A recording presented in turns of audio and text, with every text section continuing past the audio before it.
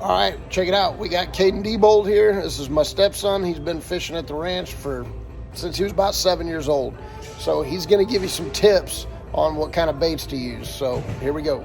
All right, so first thing you're gonna want is you're gonna want to go to your Academy, Walmart. You can get these anywhere.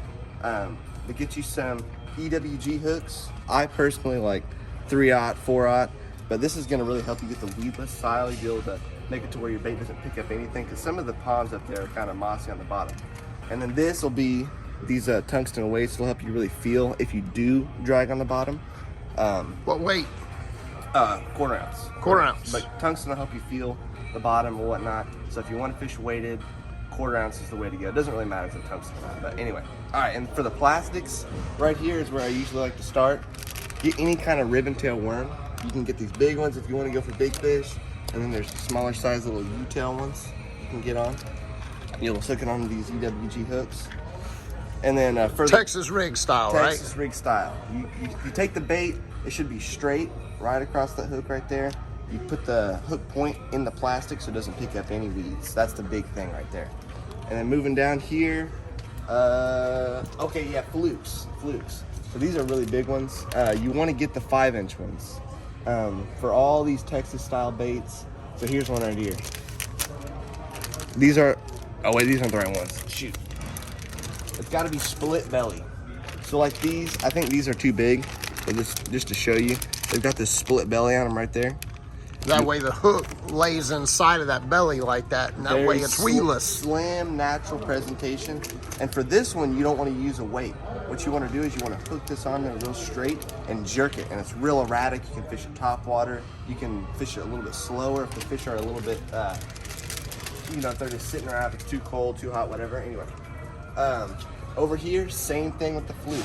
You want to get, this is really the best bait that I would use for any of this stuff. Like same thing, Texas rig, bury the hook point in the plastic. What I would do is I would do like a jerk pause to where it sinks to the bottom. And this brand in particular has salt in it. And you want them to sink to the bottom. Gary Yakamoto. Yeah, and what it does is it sits right on the moss. You jerk it up and it'll fall back down right in front of this bass's face. So this is the bit, I would definitely use this. You can use any brand, but I definitely recommend that brand. Here, this is some other stuff I don't use typically, but probably work. Topwater frogs. These are hollow bodies, so you can fish it on topwater.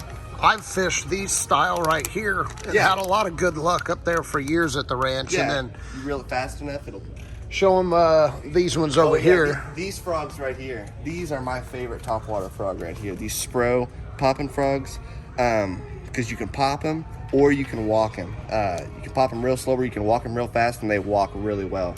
So any color of these will work really good. This is a big fish bait, but hey, if you got... Hey, there ain't nothing better than a topwater blow-up, huh? Heck yeah, dude. So, heck yeah. That's it. All right, there we go. We got some fishing tips for the tournament this weekend. Hope everybody has fun. We look forward to it. So check it out.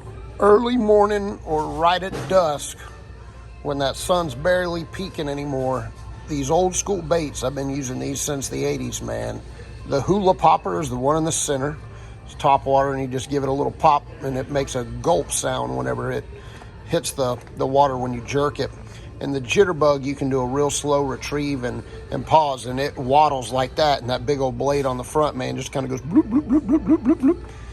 These things right here, you can have some big old slab daddies blow up, and there's nothing better than that topwater blow up. So jitterbugs and hula poppers are also good to have to fish that early morning or right at dusk bite. All right, so we're gonna show you how to rig this fluke right here first. So right here, again, this is no weight, just the hook itself.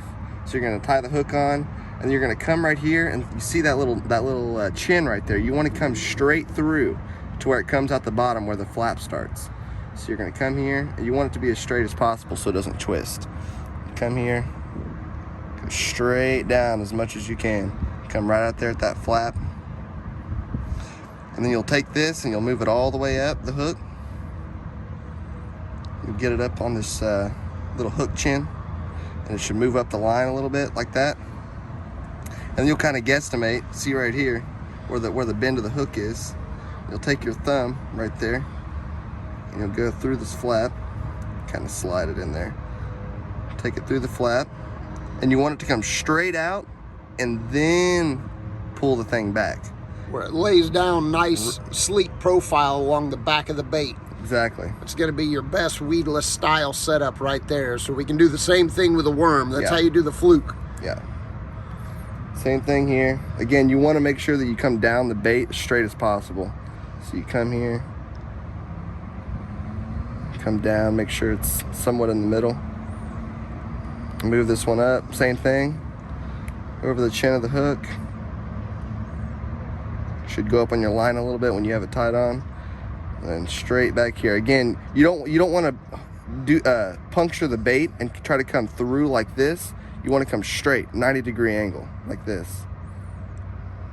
And then for if you want to bury the hook, you can just bury it like this. Yeah, just give it a little bit of a raise and skin pop the tip of the hook like that. And that'll keep from snagging grass and whatnot. But that right there will go right through the weeds and stuff real good in any even of the with the weight freshwater ponds. Yeah, even with the weight. So you definitely want to bury the hook if you have a weight on it. But yeah. So that's how you do the Texas rig on a worm and a fluke.